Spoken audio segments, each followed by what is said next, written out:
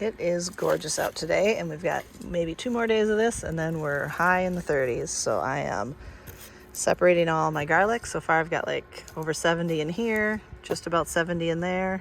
In fact, I just lost count. Oops. And then I've got another pound over here to peel or to separate and get planted. I learned one thing recently. When you peel your garlic or you separate it, you need to make sure the pieces that you're planting have this sort of rough scarred spot on the bottom. If it gets pulled off like this guy or this guy, it's not going to grow. So these ones I'm just saving for eating, I guess. But yeah, you got to make sure that you get these guys and then plant them pointy side up. So I'm going to continue this, and then I don't know if I'm going to get them in the ground today, but I will be ready when I have time to do that. I didn't bring a tripod because why be prepared, right? So I'm going to try to prop this up here. Maybe. Let's see.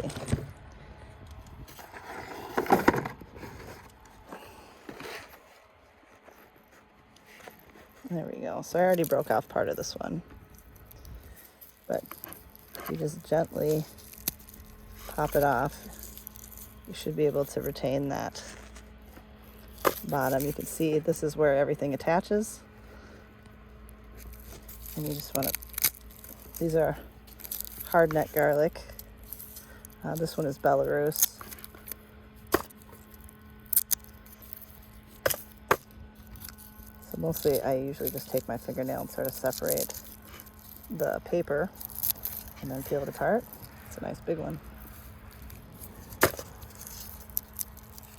There's only 2. Apparently we have a visitor. So there we go. You can kind of see that bottom. That's where, all the roots and stuff are. So it pops right off.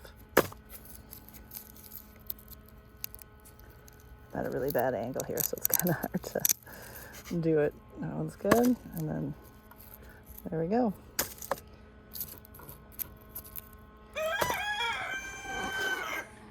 Helpful rooster. I've been just throwing in. So the hardneck garlic, you're gonna see, it's got this really hard stem in the middle. Soft neck's not gonna have that. And the bottom here is where all the cloves attach to, where the roots were trimmed.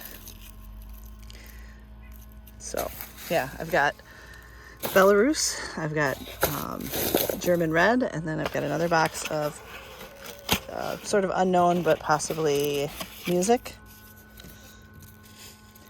And we'll see if I can find room for all of them, and hopefully they will grow this year. All right, got them all separated. 64 in here, over 70. And I think it was like 77 in there. I believe I ordered a pound of each variety. And it was about 10 to 12 bulbs per pound. Some had different amounts, like the music, that's the cloves on these are huge compared to other varieties. Like, here's the difference between those two. So there was less of these. But yeah, so we'll see how much space that takes up. Maybe probably get them in the ground tomorrow or Thursday. We'll see what the weather is like and what other things I have to do in this last push before winter. So some garlic, and I'm hoping this all grows this year because my garlic harvest, well, I didn't have a garlic harvest this year because nothing grew. So here we go. All right, this is possibly the last nice day before the highs are in the 30s. So I am putting straw over the strawberries. I've cut this to fit, to hold down the straw and to keep the deer from eating all my strawberries off. And I think other than some chickens taking a bath in there, we've done an okay job not getting them eaten so far. So I'm gonna work on that, and then it is off to garlic planting. All right, everything is covered and got the fencing, and then I had to stick it down with some fence posts so that it doesn't blow away in the middle of winter. So that should hopefully keep deer away. All right, it is time to get this garlic planted. So let's give it a go. Prepped these beds. These are my pumpkin patch beds. I've tilled everything up, got rid of all the rotten, possibly squash vine borer infested vines, and then I put out some mulch or some compost, and I'll probably do about, I don't know, I've got over 200 bulbs or cloves, so I'm thinking 3 rows down the middle, and I'll probably go, this is 6 inches, I'll about go a little more, like 8 apart, this direction and this direction, and we'll see how far that gets us. Might do 1 down the middle first and then see how many that takes up. So I will spare you the dullness of watching me stick a garlic in the ground every few feet. I'm going to try and do, well, I guess I'll do the Belarus over here, German red over there, and music. We'll see where I have room. And I'm out of fencing. My fence doesn't quite reach all the way, so I can cut, I think I might be out. I don't know if I'm out totally, so I might start on the other end and come this way and then see where that gets me. But so for planting garlic, I know I said before you have to have that little sort of rough spot, and that will go pointy side up in the ground. You can leave all this papery stuff on there, that's just fine. And then that will sit over winter. Hopefully it'll get a few roots here starting out. We'll get it watered in once. Then when it gets cold, it will be all set for spring. And I think by June, you'll start seeing some sprouts. We'll get the mulch out of the way and harvest in July.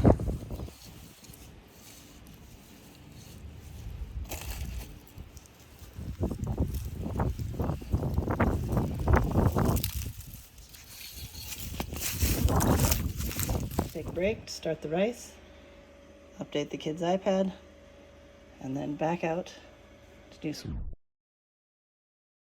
planting. Back outside into the wind to get the rest of this garlic planted. I'll show you how much I got done so far. And I'm still walking. It's not a job for the weak. Boy, hunched over on the ground like that.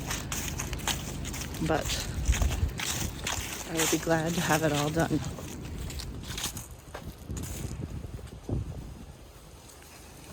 All right, so I marked the beginning and the end of the middle row with my fence posts. So I have 1 row down the middle, I have 1 row on this side, and then I started a row on this side, and I've marked where I ran out of that variety, and I will fill the rest in. Wind. Back up here by the out of the wind, sort of. I'm going to fill the rest in from that post to the end post with the music variety, and I'll do the same on the other side with the German red, and then I'm going to put the fence back over top of it, and I'll actually pull those out and stake it in just so that doesn't blow away. Probably my husband's mulching leaves, so I may end up like sweeping some of those up to put on here, maybe in some of the thicker spots. I may or may not just dump that over the fence. I don't know if I'll take the fence up or not.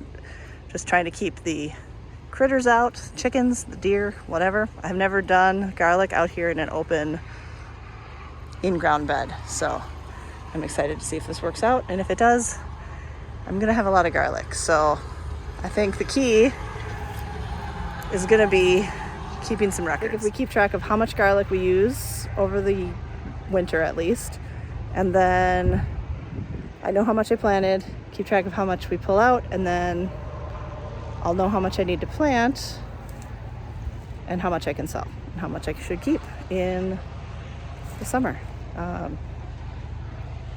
Yeah.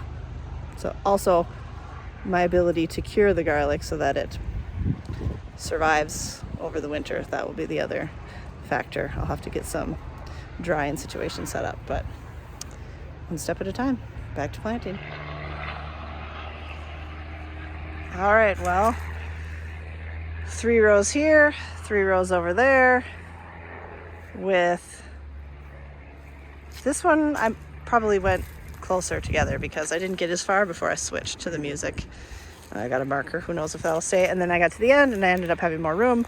So this little bit at the end here is all 3 rows are music, but the music is pretty obvious. They have giant cloves. So anyway, everything is set. I watered a little bit, what I had left in my watering can. I'll have to get some more.